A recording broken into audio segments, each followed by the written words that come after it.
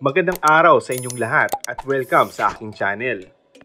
Aaminin na umano ngayong 2024 ng aktor na si Coco Martin ang tungkol sa anak nila ni Julia Montes. Ayon ito sa naging hula sa aktor ngayong bagong taon. Sa isang episode sa YouTube channel ni Romel Chica, hinulaan ang ilang hinaharap ng mga celebrities this 2024.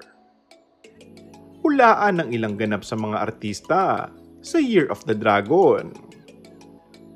Kabilang sa hinulaan, ang batang Quiapo star na November 1, 1981 ang birthday.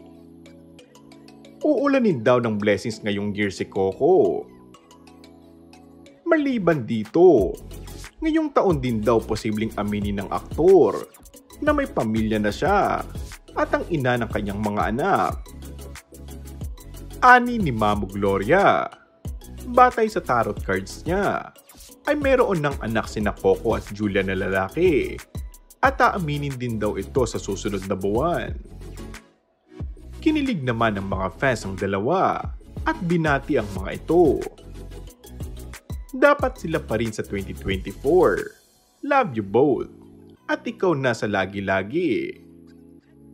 Sana next year, may vlog na kayo. Happy New Year, Idol! I love you both! And that's all for our today's video.